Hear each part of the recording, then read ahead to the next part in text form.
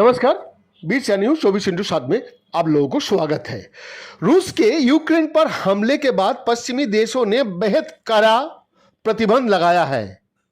आश्चर्यजनक रूप से इसमें सबसे महत्वपूर्ण उद्योग गैस और तेल पूरी तरह से शामिल नहीं है। यूक्रेन पर हमले के बाद रूसी की अर्थव्यवस्था, बैंकिंग सिस्टम और उसकी मुद्रा पर भारी दबाव है। रूस का कहना है कि रूस का तेल निर्यात पर पूरी तरह प्रतिबंध लगाने से कच्चे तेल की दाम $300 प्रति बैरल तक पहुंच सकता है।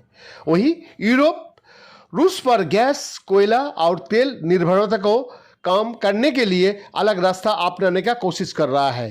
यूरोपीय संघ फिलहाल अपनी जरूरत की आधी गैस, कोयला और तकरीबन 1/3 तेल रूस से आयात करता है। रूस पर निर्भरता कम करने के लिए यूरोपीय संघ के नेता इस गुरुवार को और शुक्रवार को बैठक करने जा रहा है।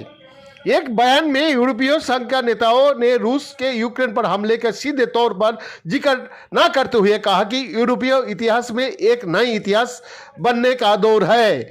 इसके तहत 2030 तक विकास और निवेश का नए मॉडल विकसित करने का साथ साथ ऊर्जा की सप्लाई और रूस की विविध करने पर और जोर दिया गया। पश्चिमी देशों का प्रतिबंधों और चेतावनियों का बाद रूस ने धमकी दी है कि रूसी तेल का प्रतिबंध करने से इसका दाम $300 प्रति बैरल तक जा सकता है और जर्मनी के लिए मुख्य गैस पाइपलाइन बंद की जा सकती है।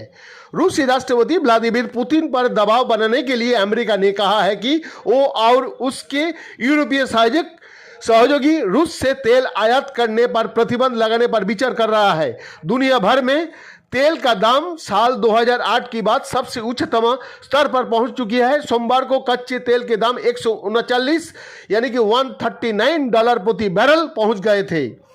रूस के उप प्रधानमंत्री अलेक्जेंडर नोवाक ने कहा है कि रूसी तेल को खारिज कर देने से वैश्विक बाजार पर इसका विनाशकारी प्रभाव पड़ेगा। उनका कहना है कि कच्चा तेल की दाम दोगुने होकर $300 प्रति बैरल तक पहुंच सकती है।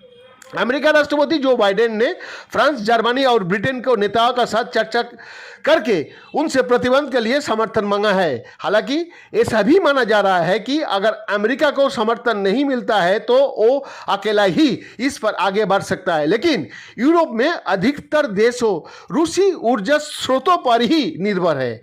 इसके साथ ही अमेरिका भी अपनी जरूरतें का 3% तेल रूस से आयात करता है। रूस से पाइपलाइन के जरिए जर्मनी गैस पहुंचती है।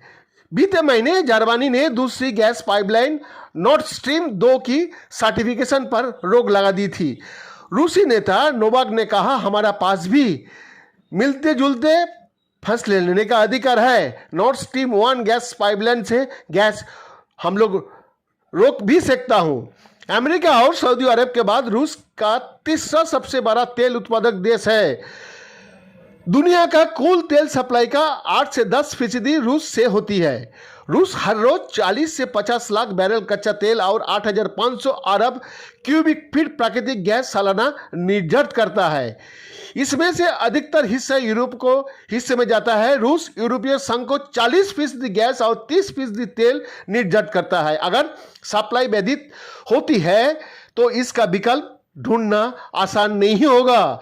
वैश्विक ऊर्जा बाजार में रूस की महत्वपूर्ण भूमिका होने के कारण अमेरिका और यूरोपीय संघ अभी भी रूस के तेल और गैस उद्योग पर पूरी तरह प्रतिबंध नहीं लगा पाए हैं। ऐसी के मद्देनजर सोमवार को जर्मन चांसलर ओलाफ सोल्ज ने रूस का तेल और गैस पर बड़े पैमाने पर प्रतिबंध लगाने का विचार को खारिज कर दिया है। उन्होंने कहा था कि यूरोप में रूसी ऊर्जा को प्रतिबंधों से जानबूझकर छूट दी है, यानी कि जानबूझकर छूट दी है। हालांकि इस समय ऊर्जा सप्लाई को किसी अन्य तरीका से बचाया नहीं जा सकता है।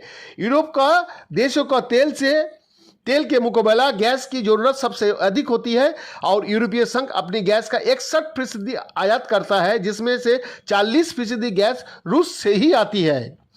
अगर रूस यूरोप को गैस की सप्लाई से मना कर देता है तो यूरोप के सामने गैस का संकट खड़ा हो सकता है। ऐसी सूरत में उसे गैस लेने के लिए दूसरा रास्ता तलाशने होंगे। ब्रुएगल थिंक टैंक का आकलन के मुताबिक रूस ने अगर यूरोप को गैस की सप्लाई बंद कर दी तो यूरोपीय संघ को देशों को फिलहाल अपनी पहले से जमा की गई गैस पर निर्भर रहना होगा, जो पहले से ही एक दशक में सबसे निचले स्तर पर है।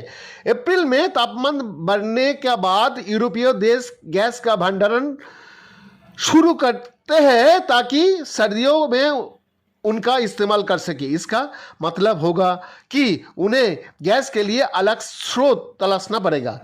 ऐसी सूरत में वो देश उत्तरी अफ्रीका और अजरबैजान जैसा देश से एलएनजी लिक्विड नेचुरल गैस आयात कर सकता है। इस तरह की अतिरिक्त गैस की भारी मात्रा से यूरोपीय गैस सेक्टर पर दबाव पड़ेगा और पहले से बढ़ रहे गैसों का दाम में और बढ़ोतरी होगा। यूरोप तुरंत रूस को तेल और गैस लेना बंद नहीं करेगा, बल्कि अब यूरोपीय देश रूस को तेल और गैस सप्लाई के लिए अलग विकल्प तलाशेंगे। रविवार को बड़ी तेल कंपनी शेल ने रूस के कच्चा तेल को खरीदने का अपना फैसला का बचाव किया। कंपनी को कहना था कि यूरोप में तेल की सप्लाई की बरकरार रखने के लिए उसे रूस से जबरन तेल खरीदना पड़ रहा है। बैद्यनाथ दास का रिपोर्ट 20 न्यूज़ 24 न्यूज़।